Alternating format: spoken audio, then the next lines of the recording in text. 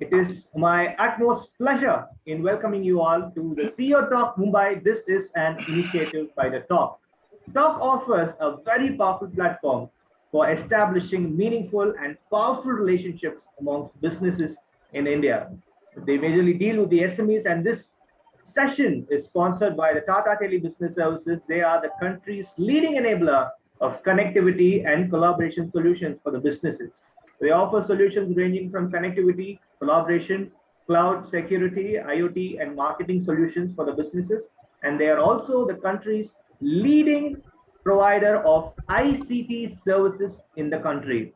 So with that, let me begin today's session. As I told you, the theme of today's session, it is going to be building digital resilience to thrive in the new normal.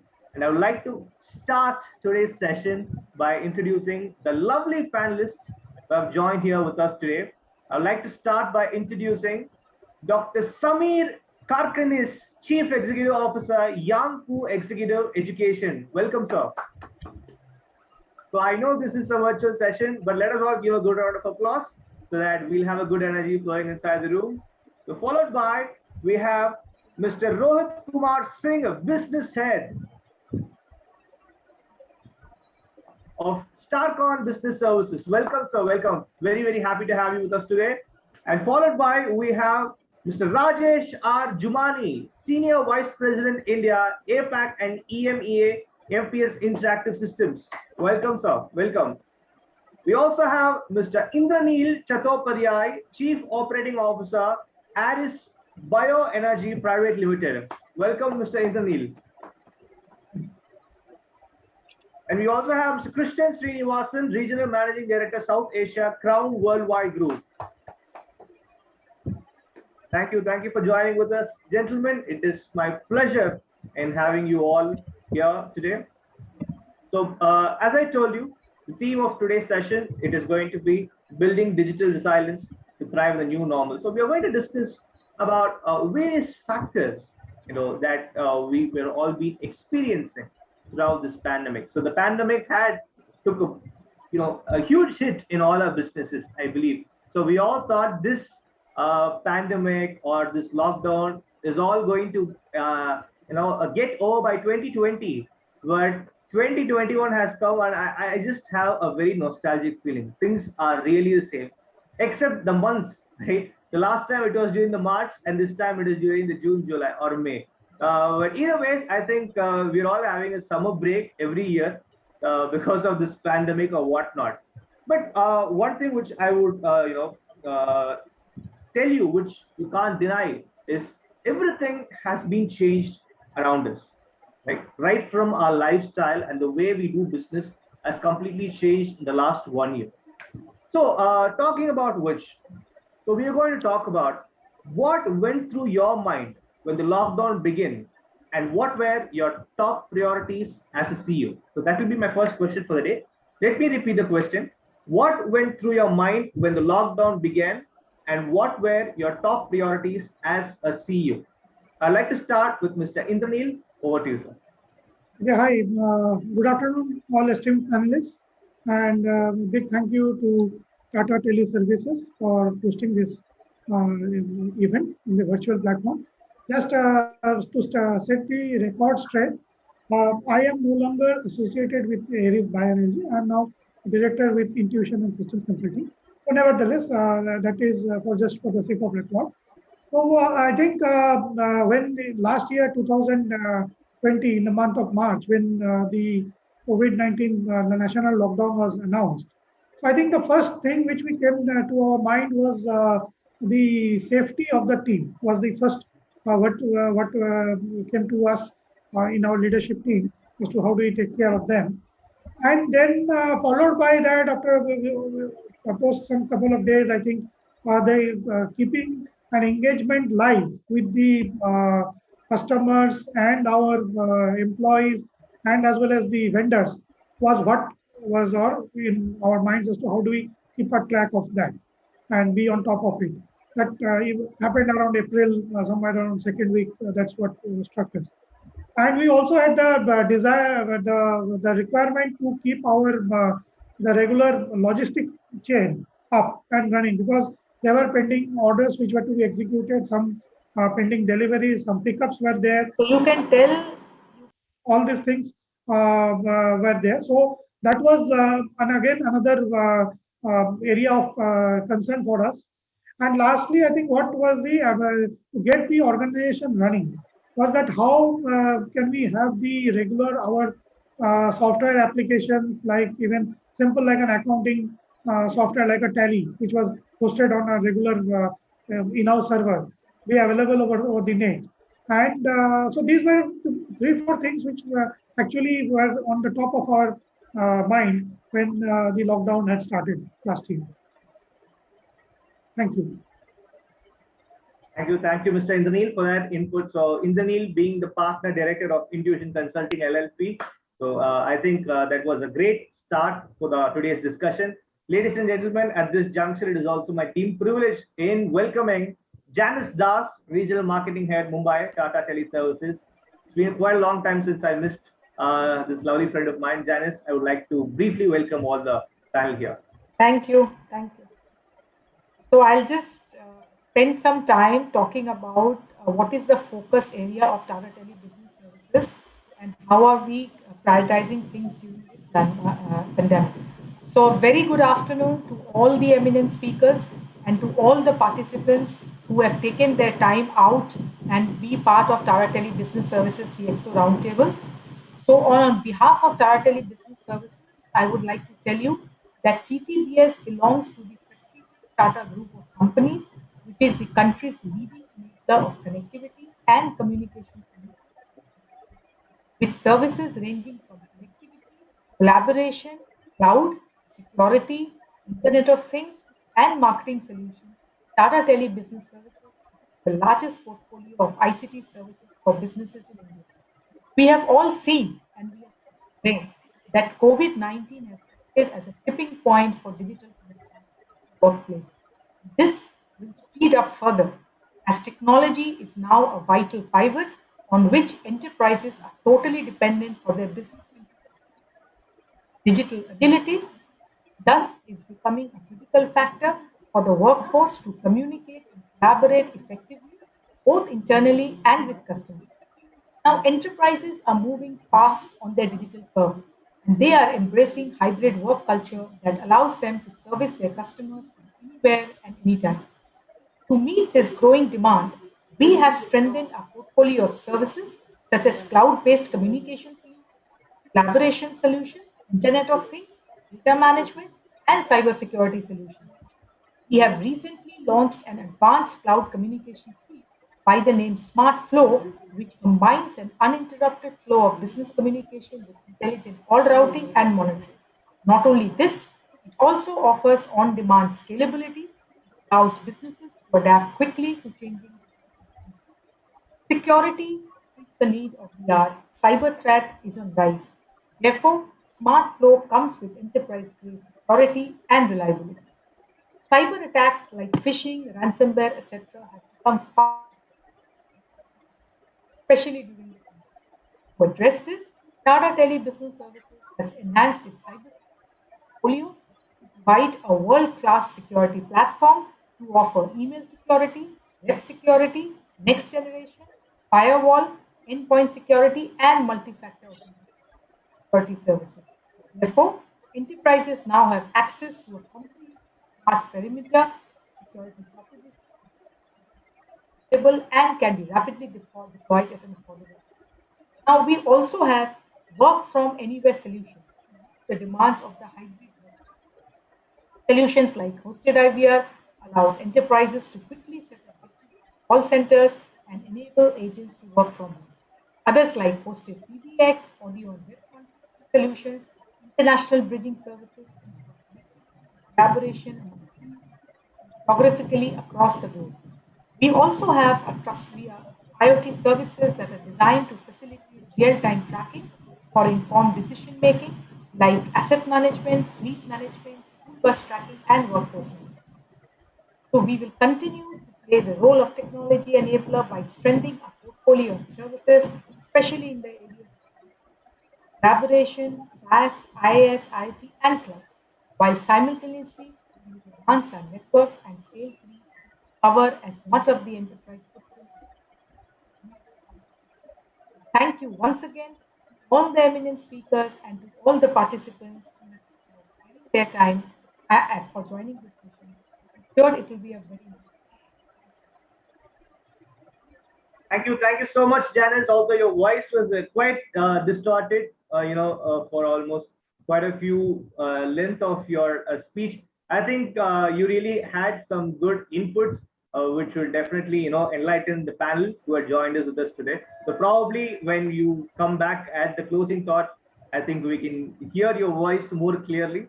So with that, let us all quickly resume with what we were talking so far, with what Mr. Indraneel had given me such a wonderful response. So I would like to, engage the other speakers at this juncture. Let me quickly ask Samir. Mr. Samir, you tell me what was your thoughts when the lockdown had begun and your priorities as a CEO. Over to you. So, hi, thank you very much for this opportunity. Quick two, three things which came to our mind that time. So, we are a edtech company and we support universities to market their products and take them online. So, the first priority, so that means we work with students and we work with universities. So, the first thing there, and as you know, in India, the academic session starts in the month of June. So the first priority was how do we fulfill the commitments of students who have taken admissions in various programs through our company Yangpoo. Second very important challenge which we were facing, are the university partners now ready to deliver programs online, because nobody knew what the Zoom was, what online education was. At one end, the universities were not well equipped. At the other end, the students were asking for refund. So our entire challenge and debate at that time was about how to manage this balance of revenue, profitability. Should we go for refund? If we don't start batches, then probably there will be a loss at the university level. We may lose our franchise with these universities if we don't give them the number. So that was a revenue challenge dilemma. It was also a challenge as a edtech startup about how do we now face competition from global Ivy League universities who are now able to deliver programs online. Third challenge was, because we run a feet on street and inside sales, how do we move these huge hundreds of our counseling teams now on a virtual platform, which also means then of investments in technology. So we literally need to learn a virtual video based counseling community globally. So this were so the challenges we could face were on investments in technology. It's about how to put a 100 days plan, because June was in front of us when the academic start, and how do we really manage the entire mental debate about planning versus loyalty versus emotions versus performance, whom to retain, whom to leave, and all of this, of course, looking in at the safety of our employees and their families, because our businesses work on only technology, people, and processes. So there is where we were in the dilemma. All right. Thank you, Mr. Samir. I hope education system is one of the industries that really face a lot of. It took a big toll during this pandemic, I believe. Let me quickly ask Mr. Srinivas at this juncture. Over to you, sir. Let me hear it from you. Hi, good afternoon, everyone. Trust everyone is safe, and thanks to the fellow panelists. Well, to break the ice, to be very honest, I was actually looking forward to see how Donald Trump was going to be defeated, because at that point of time, the post-pandemic things were going on.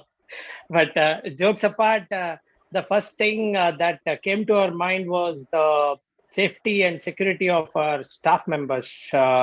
See, world over, we are about 3,500 people, and the pandemic had already hit Italy and other countries where our offices were based, and we were getting all confusing signals, negative signals. So the first step was to ensure that the safety of our staff all over the world were secured. So we used to have a huddle with our holdings office based out of Hong Kong, as well as all our staff members in India. So we just made sure that every unit staff is safe and secure. the next step was to ensure that the shipment of our customers were secure, because it was in different points of transition when it was being shifted from one location to another. So we took track of those things and ensured that the customers were informed of the status. So that was the second step. The third step was to work on the worst possible scenario that one could encounter, because there was no horizon by which we could define when this will get over. Thankfully, by June or July, we saw the worst in the first phase. And we were able to put several scenarios to ensure that we are able to secure our business so that we can avoid all the unpleasant things like layoff and furloughs, etc. So these were the three initial things that went through our mind, and we executed quite effectively because of our strong network and response mechanism amongst our team members. Fantastic, sir. So I really could see there's a lot of efforts behind you as a business entrepreneur. Keeping track of all the employees across the globe would have been definitely challenging. So let me quickly hear from Mr. Rohit. Sir, over to you. Hi, thank you, and good afternoon, all the panelists. Yeah, first thing, what the pandemic was very much painful, and actually it has affected each and every business to some every aspect only.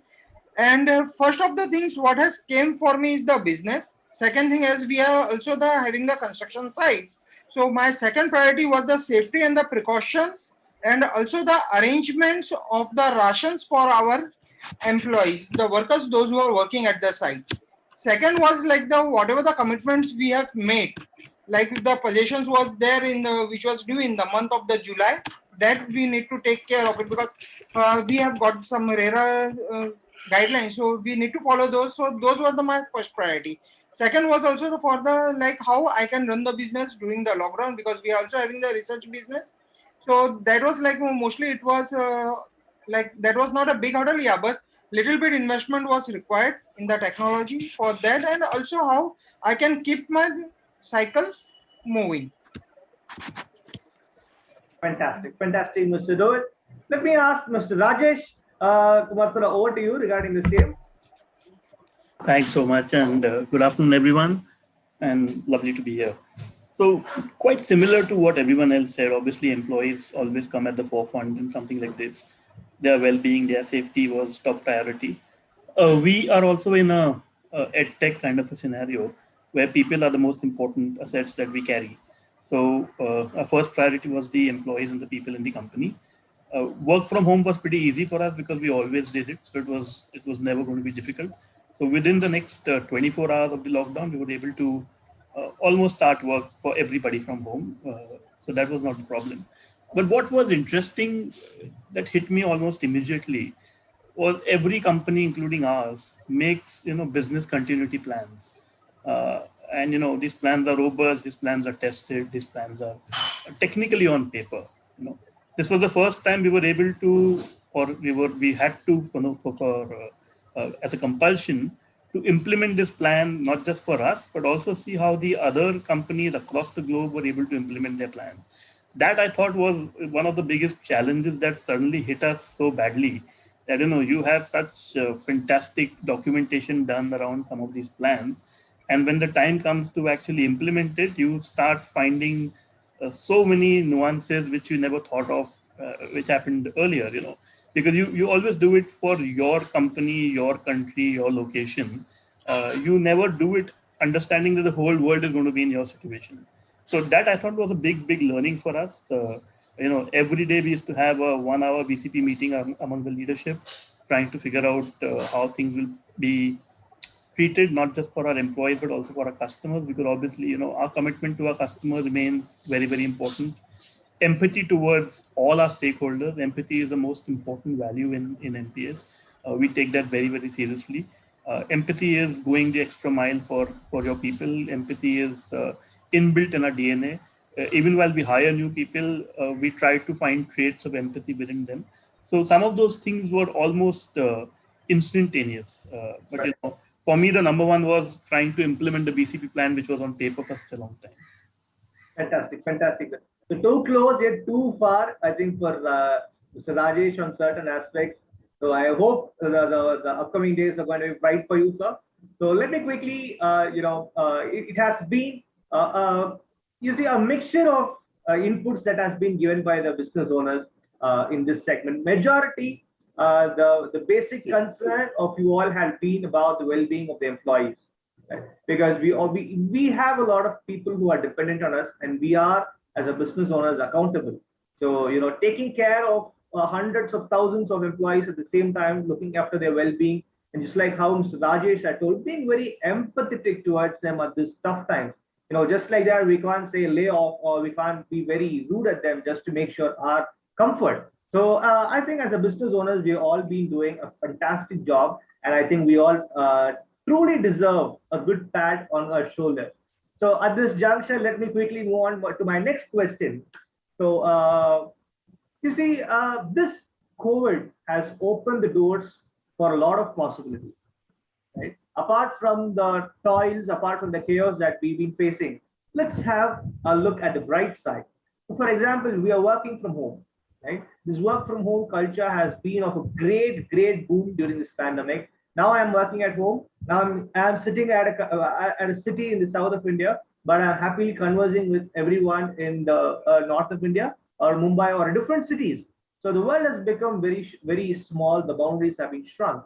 So at the juncture, I'd like to ask you, in your opinion, with regards to your business, what is the future of workforce post-pandemic? Is it going to be an office setup, or is it going to be a work from home, or is it going to be a hybrid model? So let me ask Mr. Indraneel once again. Over to you. Yeah. So I think now work from home, I think the last 1 year has proved that many of the roles can be done from a home setup. But I have a feeling that even all those roles which can be done on a home setup, they will be moved to a hybrid working model. Means you work for some days from the home, and then you come to office on certain days and do the team meetings and all those things. Now, it also depends on the type of job that you are trying to do. For example, say a field force, sales force might have the initial customer meetings over the Zoom or whatever collaboration tools are there, and but then thereafter, I think there will be an actual visit which needs to be done to the client premises. So that is one part. And people who will be working in the logistics will still continue to visit the warehouses. So basically, the work which was actually done in the office setup, and most of them will be moving into a hybrid model. And also, I think one more point which will be significant for employees who will be working, employees and us as business leaders, is that we will be needing to skill ourselves for dealing with employees or our colleagues, which will be across cities and locations. So the nature of the talent pool which is now available is actually diverse.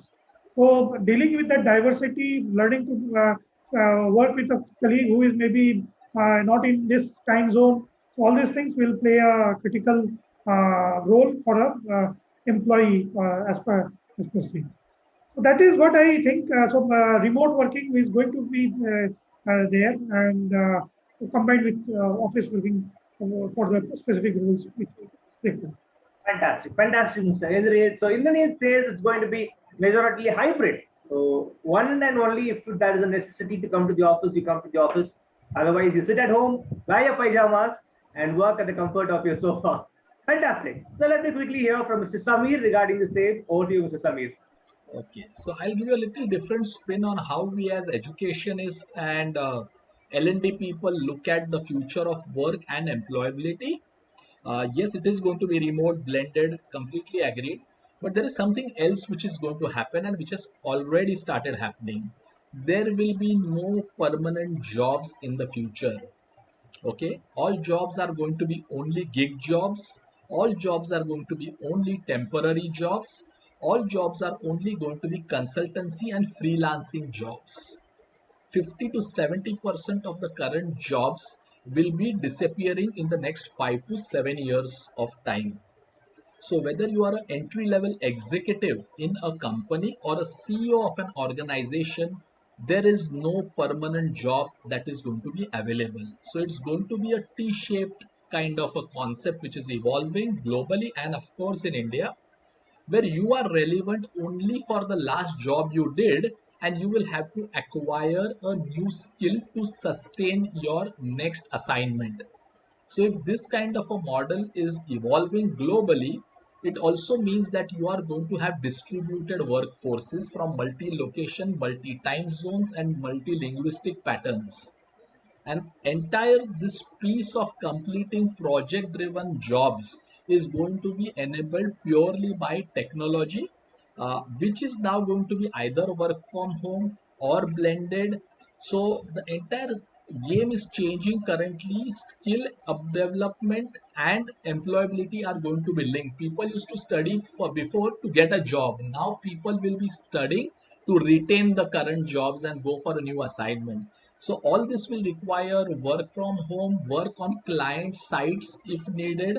So the entire salary, remuneration, how things are moving is going to determine whether companies are going to spend money on real estate, or they should go for a distributed co-working model. So you don't need to go only to probably a WeWork or something at one location. The models of work and workflow are moving. Then I take a passport kind of a concept probably from a WeWork, and then I have a distributed call center outside every station of Mumbai. I don't need to only work with a WeWork. I will work with Workwise and Regis also with one pass. My 10 employees are at a Borivali station, 5 are at Madurai railway station, because we are an education company, so giving you that feel. So it's going to be like that, not necessarily purely work from home, but maybe definitely not going to be at a permanent location, because your employees are not going to be permanent in the time to come.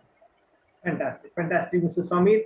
So I think now I'm really happy that I choose to be a freelancer in most of my professions, that I also own my business. Else I have to, been shocked when he said that there's not going to be a permanent job. But one thing which I have to agree is skill set is definitely going to be of a huge, huge importance. The development of the skills is going to be a major key. Fantastic. So let me hear it from Mr. Srinivasan. Sir, over to you. Thank you. Well, one of the things that the pandemic has thrown up is to force the company to become flexible. If you want talent, if you want to attract talent, you ought to be flexible. All you need to do is define what they need to do. And the opportunity is that you can attract talent from any part of the world today, whether it be Coimbatore, Colombo, whichever locations you have. So the filtering mechanism for attracting talent is going to be, we are going to have to make it very strict. The second thing is, see, connectivity is all the more pervasive today. We can work from any part of the world. So we have to be less rigid about, employees being present in the office or in a location for delivering the service that they are meant to deliver. And the third thing is, this has also thrown up opportunities for companies like us. We are in the relocation business. Previously, we were relocating employees from one location to another in different part of the world. Today, we are actually delivering their systems and their furnitures from the corporate office to their residences. So we have taken it as a situation where we are being flexible enough to even modify our business model to ensure that we are able to service customers as per the demand. So we have got a huge backlog of orders for delivering those stuff from the office to the employees' residence. Wherever there is a need for upgradation of the system, we do the needful by carefully packing and shifting their systems from their residences to the office so that the updated ones can be sent back. So we see a totally different way of working, a totally different way of looking at life itself.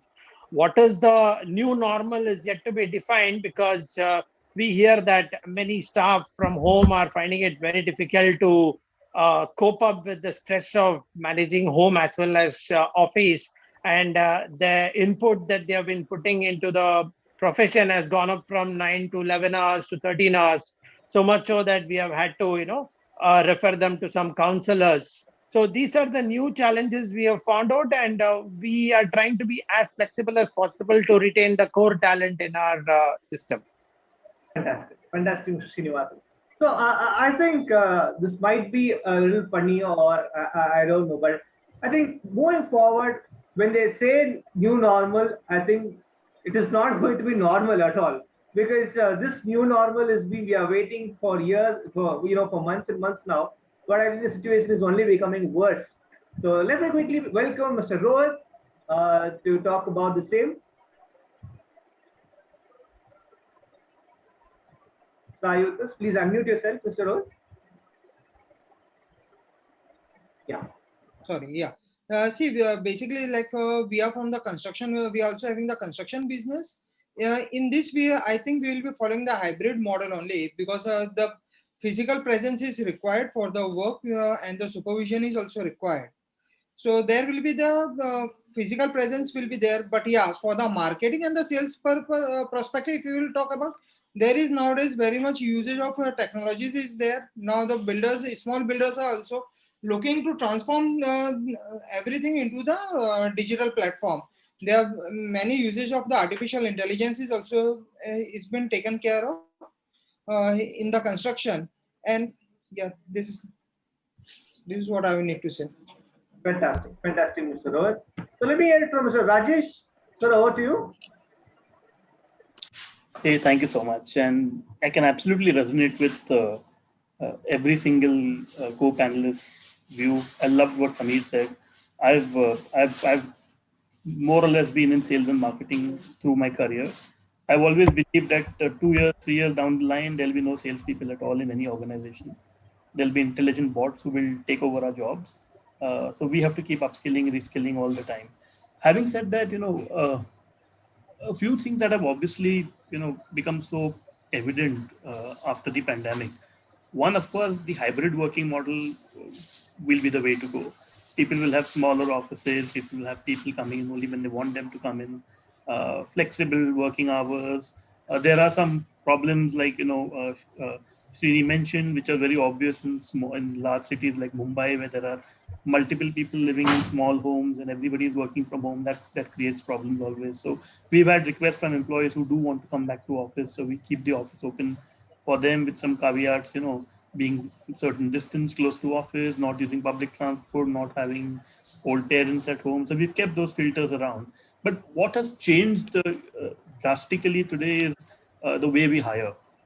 Okay. In the past, when we used to hire people, we would look at people based in the location of the office. So, are you in Mumbai? Are you willing to relocate to Mumbai? Are you in Dehradun? Are you willing to relocate to Dehradun? Today, it doesn't matter whether the person is sitting in Nagpur or Igatpuri or Tirupati. It really doesn't matter, and that's going to be the new normal, I think, because when we recruit somebody today, the hiring manager doesn't even look at where you belong to, because we continue to go to work like this for the rest of our life, I think. So I would say that's been the big eye opener for us.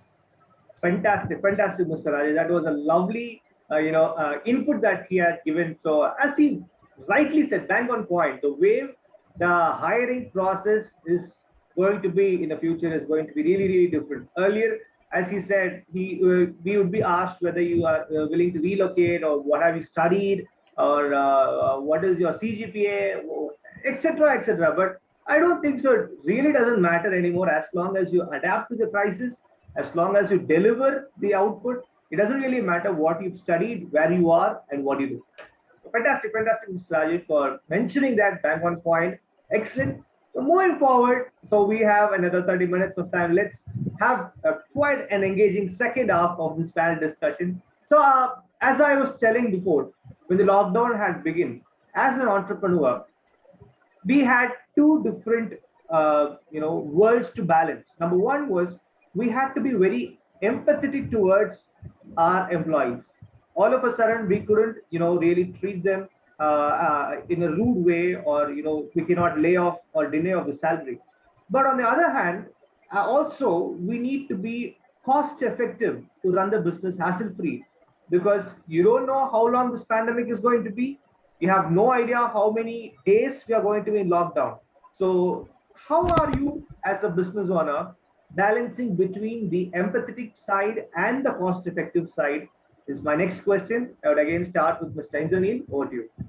Okay, so while answering, trying to answer the question that which Muthu you have posted, is that see the essence of any business is consumer demand, right? So if you are in a line of business wherein the demand gets pent up and accumulated and it can be serviced somewhere down the line, I think so. With full empathy, you should try and retain the entire core team of your employees and make them work on some trainings and do their upskillings and all those things.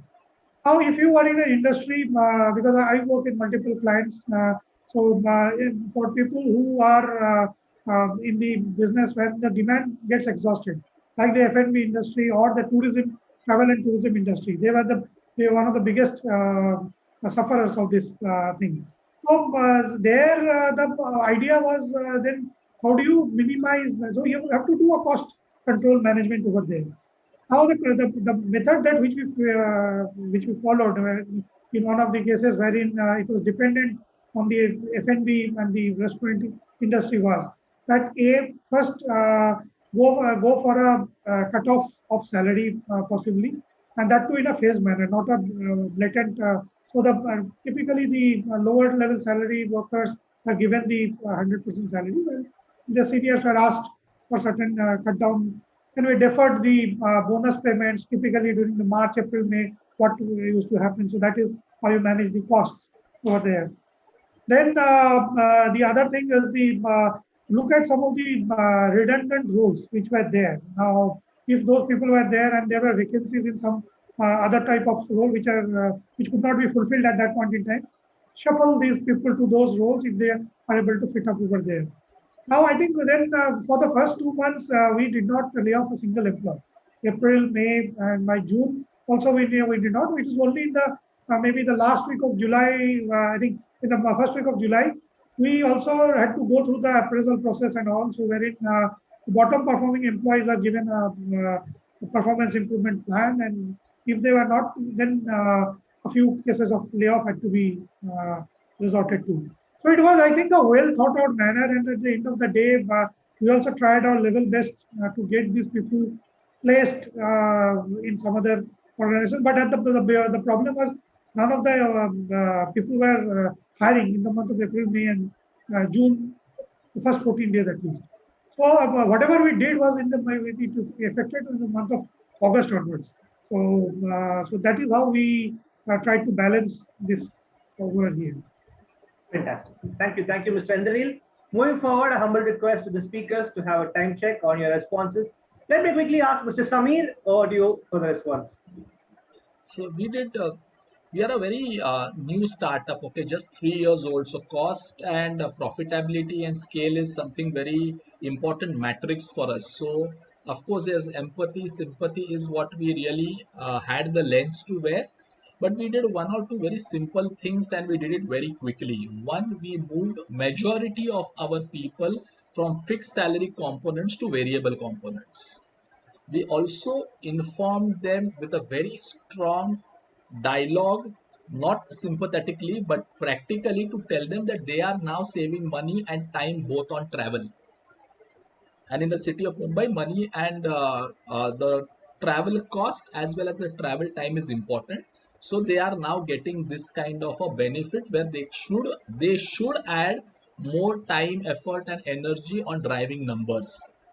This was at one end we did, and this we did from a sales executive to my director of sales pan India. Everybody was moved on a variable factor, and they had an open, unlimited opportunity to earn more than what they were earning on a normal day. Because now the more you perform, the more you can do. Secondly, we realized where are the new markets emerging. So we were very, very proactive in terms of finding out institutions will go online now. Students will study online now. People will be redundant in other industries. So somebody in travel or maybe in television industry or newspaper, there are so much huge manpowers who will not have any work and they don't have a skill, because if somebody is working with the Times of India for 15 years, selling response, he doesn't know anything other than that. He is a customer who needs to be trained immediately for new jobs which are relevant in the pandemic future. So we were very clear to identify new opportunities. We also used this time to look at which were the foreign universities whom we could bring to India through a tech platform. So Columbia or Wharton or Stanford, we got them through the online piece in India. So identifying opportunities for businesses because of pandemics and having a very clear, ruthless dialogue with employees that everybody has to now contribute on daily basis to earn their living. But the two, three things we did.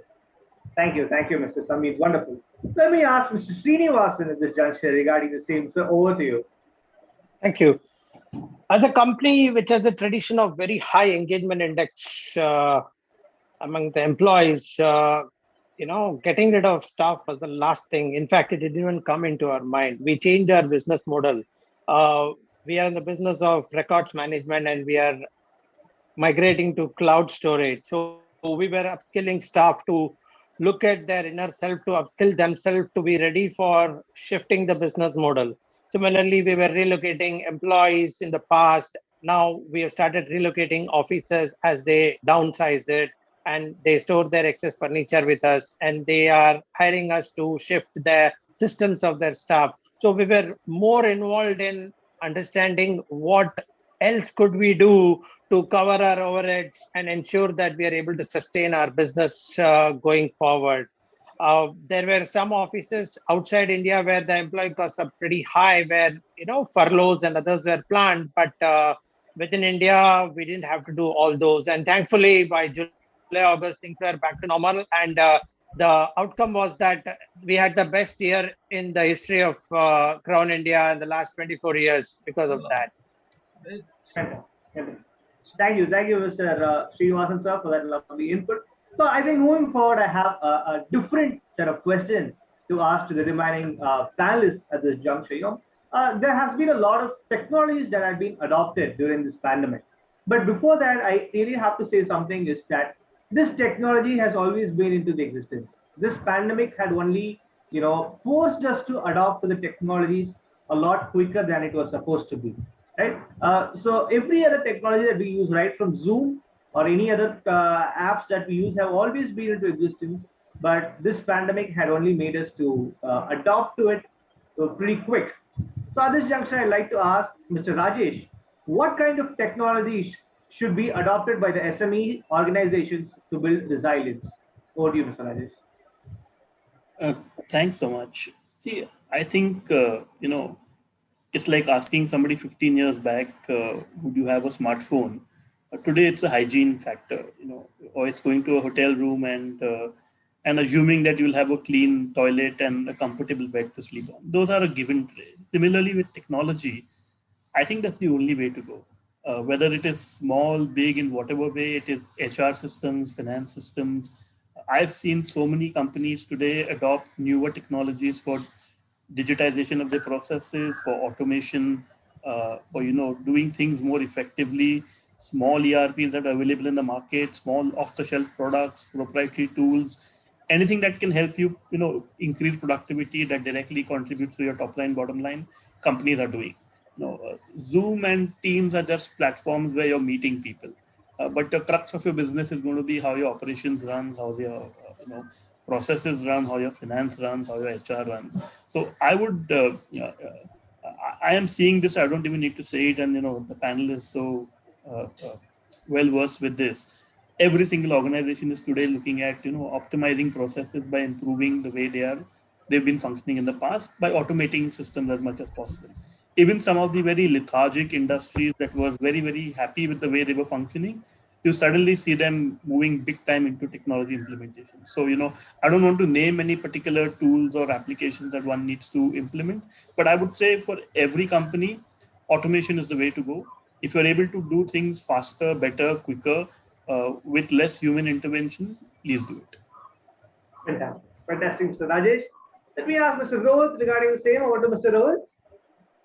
Yeah, Mr. Muthu. See, SMEs have to go for the diverse technologies, and most at this time, according to me, the artificial intelligence is one of the most advantageous. Companies need to make some investments to implant AIs on their daily activities. and this can also help them to like the performances, to improve the performances and productive measures also. So, and even the utilization of the cloud platforms to access the critical data on the industrial internet of the things platform, even the usage of machine to machine communication, this will keep the SMEs ahead of the time, and even they will help to come out ahead of the time for the bottlenecking of the process, and it will be cost advantageous as compared to their competitors. Fantastic, fantastic, Mr. Rohit. So I think with that, we also come to the end of this. So one thing which I really understood from you as business owners is, like Rajesh Kumar sir rightly said, usage of technology has become a routine of our lifestyle. There is no question to be asked what kind of technology we use or what are you using technology. Right from the WhatsApp, thanks to the WhatsApp, wherein we hear all the news, both good news and the rubbish, and also the Zoom, which makes the world so small. Technology has been a part of our lifestyle in our day-to-day activity, and we are all quickly being tech savvy and adapted to it. So I think we have done a wonderful job as business owners, because 15 years before, nobody knew that smartphone had existed. So for the first time, when Steve Jobs came on the stage and introduced a smartphone, the entire world was shocked. No buttons, but 20,000 rupees phone, but without a button. So today it has all become very, very common, and I think we're all there in the new normal. Fantastic. So again, I would like to change the question to the genre of question. And I'd like to ask Mr. Indraneel, sir, comment on how technology is changing the way we do business. Over to you, sir. So you have to unmute yourself, please. Yeah, sorry. So, okay, so I have been a telecommunications man for quite some time. So, and technology is very close to my heart. And I believe it has always been shaping up the industry and the way how people do business. It is only, I think, how Mr. Rajesh has pointed out is that some people who had been lethargic in adopting that now have feels the urgency to do so. But overall, quickly, if I have to summarize, I think few aspects which needs to be thing is that number one, the technology will play a critical role in maintaining the communication link between an employee with the office, the company with the customer and its vendors and suppliers, and tracking of various assets. Now, when you have got distributed resources across the planet, you need to track them properly, monitor them properly, and at the same time, the technology will also help the business in the business decision making process by picking up the relevant trends over there. And lastly, what I feel the technology also will have to because everything when we put up in the cloud, we need to build up adequate cyber security solutions around that so that the data of the business is in the integrity is not compromised. So I think this is how the technology will be shaping up the business processes in future. Thank you. Thank you, Mr. Indraneel. Over to Mr. Samir. Let me quickly, hear from you. So, technology is one aspect, but I will give you a little different spin on what are SMEs needing today. And it's about digital transformation. It's not only about technology. Technology can be purchased, but a mindset to acquire customers digitally, a mindset to engage with employees digitally, a mindset to create and transform your business to the new wave. So it is not a surprise, or pandemic might have given surprise to few, but there was a parallel economy which was working, especially for SMEs who didn't realize how things changed. So people were always using WhatsApp. People order today from Swiggy and Zomato. They decide where to eat, what to eat from Zomato, reviews and ratings. People book on Book My Show. People find Google as the final ultimate after God. People don't communicate through letters and communications. It's about human computer interfaces. So this world was already happening as a technology enabler. SMEs did not realize that, so they got a shock of their life when pandemic was a trigger there. So 2 or 3 things which SMEs need to do is typically to first train themselves now to this new digital economy. they are yet not, traditional family businesses are yet not able to understand what are digital businesses or digital customer acquisitions. So they may say कि मेरे retail shop में कोई नहीं आ रहा है, but then they don't understand people are there. At the same time, there are people like them who are already on Shopify. Just one example, to give, so that they need today a digital literacy at the leadership and the ownership level of SMEs, and then they can decide whether I go for a Zoho or I go for a Salesforce or whatever I do, on engagements. But it's about digital literacy and transformation first for SMEs. Fantastic. So digital literacy is a new jargon that I'm hearing. Hopefully, I'll get to know about it. Thank you, Mr. Samir. Over to Mr. Srinivasan. Well, when we have seen technology getting all pervasive, we had to ensure that security is strengthened. So we, as a company which is worldwide, have ensured that we conform to the general data privacy regulation. So we are acutely aware of the security and especially the data security. So what we have done is essentially shifted to a platform like Teams, where your privacy is secured as compared to Zoom, which has got some links to some countries which are questionable. The other thing that we have done is, at the same time, we have allowed people to connect socially through systems like Yammer, because whether you are talking about new project or new product, you need to make interaction an engaging game. So we have made sure that worldwide, any employee can talk to anyone within the secure network. The third thing is, we have allowed employees to have system by installing virtual private network, so that they are only logged into our system, and all other constraints which are otherwise likely to risk the company is taken care of. So these are the few areas where we have engaged and installed technology. Other than that, we have come out with a new product which involves unattended bots, where companies can monitor their workforce without their intrusion in this world of safe distancing and touchless. So we've come out with a new product which will enable companies to allow employees to keep moving, coming inside the company, going without touching a biometric scanner or by signing their register. So these are the few things we have done with respect to technology. Thank you, Mr. Srinivasan. Let me quickly ask Mr. Rajesh to answer on the same. Over to Mr. Rajesh. I think it's quite similar to what I spoke earlier. I don't have any fresh comments on this, but I am absolutely with the other panelists on this. So, as far as technology is concerned, it's a given, it's a mantra, it's a hygiene factor today. Everybody must automate, like I said earlier, as much as possible. Fantastic. Thank you, Mr. Rajesh. Rohit, can I hear from you on the same?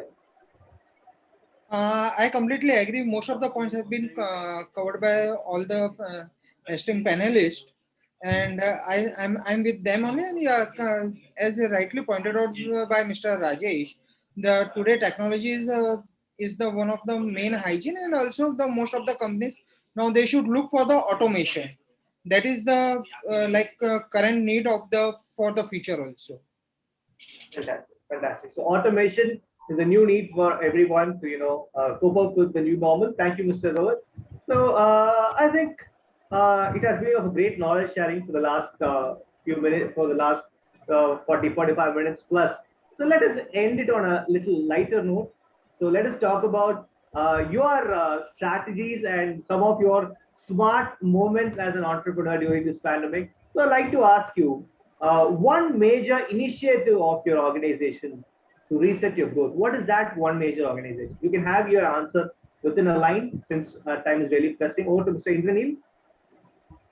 Yeah, so I think supplementing our existing revenue channel with alternative channels has been ensured as growth, and the decision to reimburse our employees the cost for this work from home initiative also played a key element in driving our growth.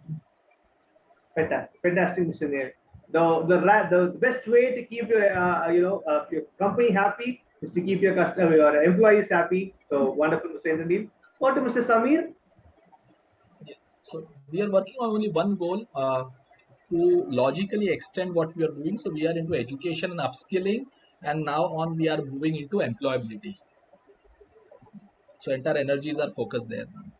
Fantastic. So education, upskilling, and employability. Fantastic, Mr. Samir. Over to Mr. Srinivasan. Well, leadership and development of employee skills has become inevitable. So we have made it as part of their goals. In addition to several goals of achieving the target, how much has been their personal development? That is the important goal that we have set as our target parameters. Fantastic. Fantastic. Sir. Fine. So I would like to slightly tweak the question and ask the remaining two panelists. So one thing that worked very well for your business, which you would like to share to the others, Mr. Rajesh? Muthu, you're always tweaking the questions when my turn comes. You're always giving me wonderful answers, right? No, very happy to respond over here. So, we did the reverse. When companies were saving money on sales, marketing, upskilling, training, we decided to spend money on those things. We decided to expand the growth team. We decided to recruit more salespeople, keep them ready to bounce back when the market is ready for, this is going to finish. Eventually, this is all going to finish, and the businesses will start and bounce back in a much bigger way. So we wanted a larger team ready when things do open up in a big way. We did spend a lot of money on marketing, and like Srini said, we've actually spent quite a lot of time and money in upskilling people. So training became very important in the way we function. We are an e-learning company, so we understand the importance of L&D and training. And if we don't do it for our own employees, we can't do it for anybody else. So, everything that the world was not doing, we did. We spent money on sales, marketing, and training in these tough times, and they're actually showing us the results today. Fantastic, fantastic, Mr. Rajesh. Over to Mr. Rohit. Same way, we have spent a lot of time and investments we have done on the training and upskilling of our employees, which has really helped us in the bounce back when the first lockdown, first unlock has happened. So a lot of the things has happened, like reverse has happened, and even we have got a very good deals and the closures due to the training provided to our executives during that time. Fantastic. Even we are also now looking for the other avenues, like how they can, even our geographical locations has changed. Now, earlier we were not targeting the NRIs. Now we have started targeting them also. Okay. Due to the upgradation of the technology in our company. Fantastic, fantastic, Mr. Rohit. Fine. Let me end today's panel discussion with a rather a lifestyle question. Let us complete this quick. Let us have it as a rapid fire round.